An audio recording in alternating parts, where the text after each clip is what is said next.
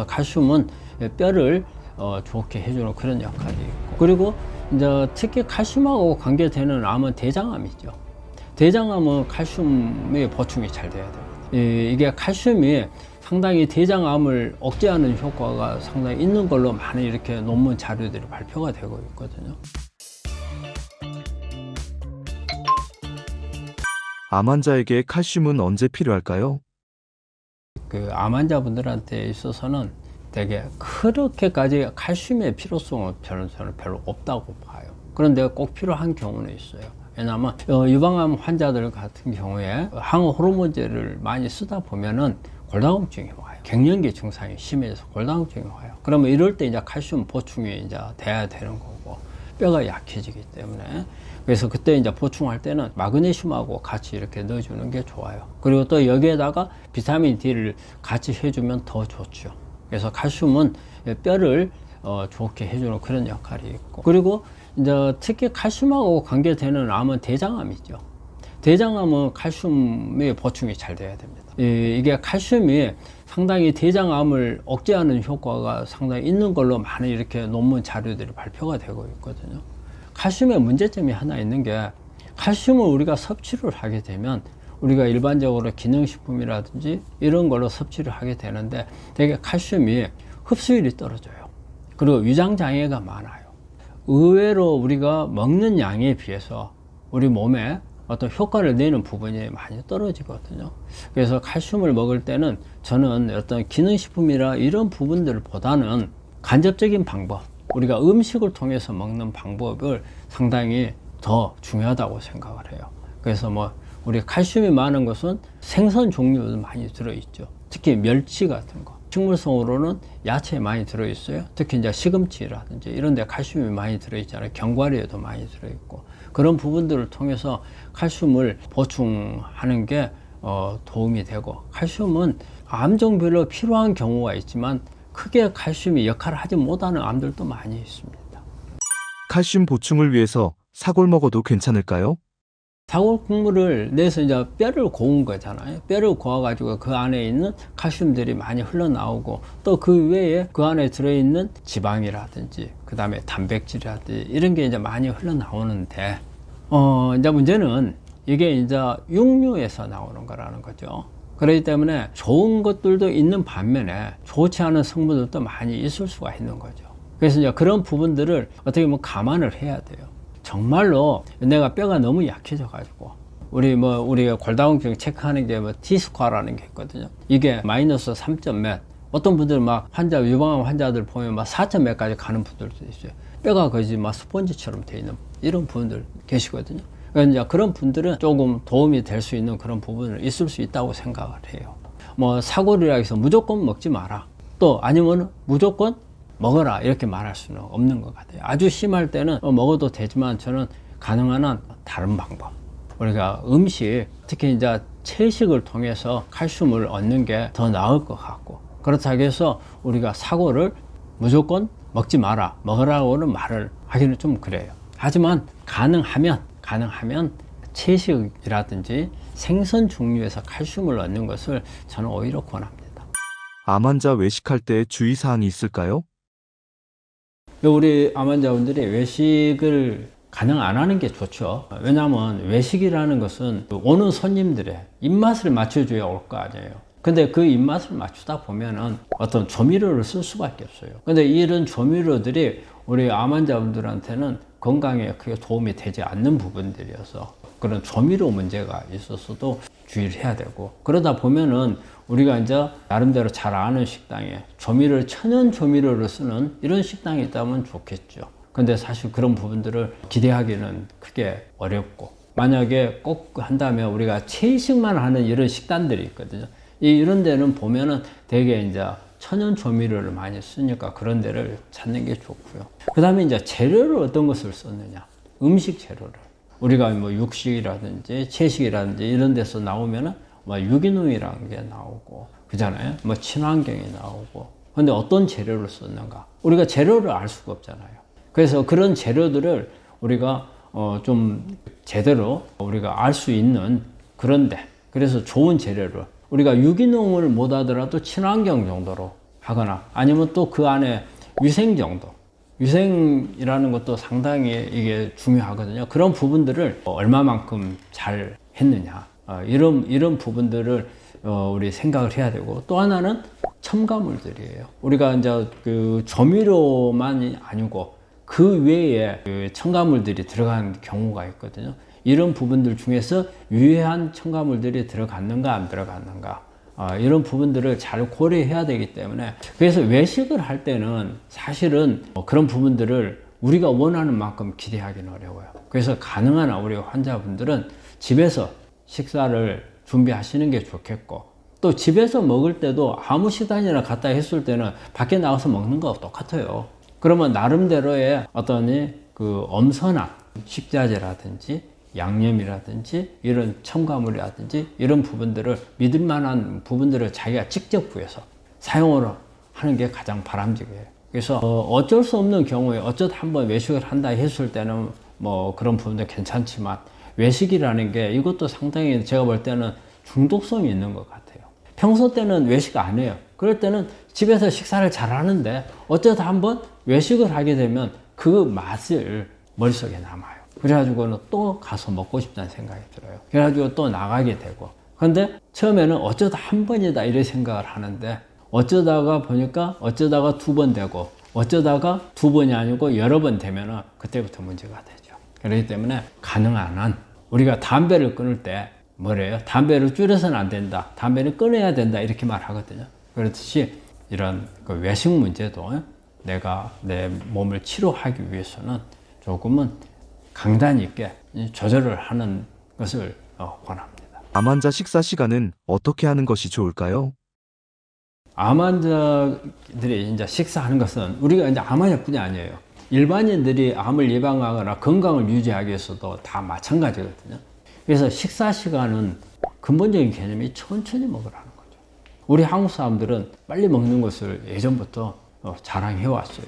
우리 군대에 가면은 5분 만에 먹는다는 거, 그것을 강조를 하고 했는데, 건강에는 빨리 먹는 거 그만큼 좋지를 않아요. 천천히. 그리고 우리가 입안에서 많이 씹어서 먹는 게 중요하죠. 그래서 보통 어때요? 한 30번에서 100번 씹어서 먹으라고 하는데, 그 실제적으로 우리 밥 먹을 때 그거 되게 힘들어요. 한번 30번 한번 여러분들이 씹어 가지고 한 숟갈 넣고 30번 씹고 또 한 숟갈 넣고 30번 씹고 해보세요. 쉽지 않습니다. 그리고 시간이 대신 아주 길어져요. 그러니까 평소에 5분에 밥 먹었던 분한테 30분에 먹으세요 하면 잘 못 먹어요. 그러면 우리 암 환자분들은 어떻게 해야 되느냐? 30분에 먹어야 됩니다. 근데 5분간에 밥 먹고 25분 동안 앉아있으면 그건 아무 소용이 없겠죠. 우리가 30분 동안에 걸쳐서 먹으라고 하는 것은 천천히 많이 씹으라는 이야기예요. 많이 씹게 되면 이 음식이 입안에서 많이 씹으면 어떤 효과들이 나냐면, 우리가 음식을 먹었을 때 이 안에 침에서 나오는 아밀라제가 일단 벌써 한번 소화를 시켜줘요. 그 다음에 우리가 씹고 있는 동안에 우리 위에서는 이 내려오는 음식에 대해서 소화를 시키기 위해서 위산을 준비를 해요. 그리고 우리 작은 창자나 췌장에서는 음식이 들어왔을 때 소화시키기 위해서 그 소화액을 준비를 해요. 그러면 이런 것을 유도할 수 있는 것도 씹는 거예요. 그러면 그만큼 시간이 길어져요. 그래서 밥 한 그릇을 먹는데 최소한 30분 정도를 시간을 유지하라고 하거든요.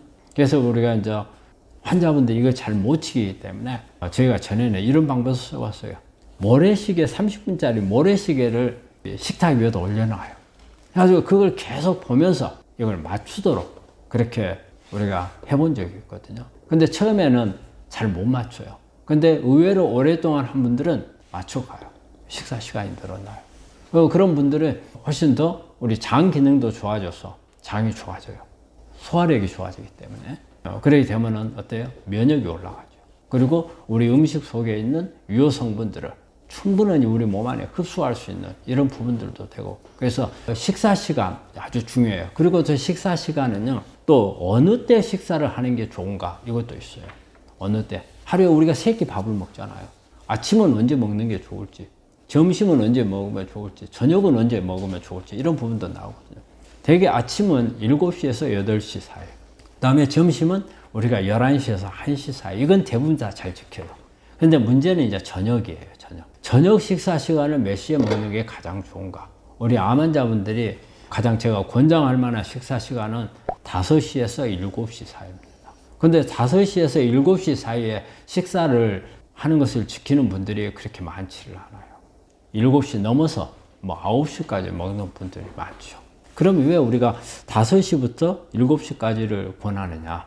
5시에서 7시까지에서 먹고, 그러면은 그 다음에 이제 공복이 되는 거예요. 그래서 아침에 7시 정도 먹는다 했을 때 그 시간이 최소 12시간에서 14시간, 아니면 아주 많이 벌려 16시간 갈 수 있어요. 그러면은 이게 바로 뭐냐면 일종의 약간의 단식 효과를 내요.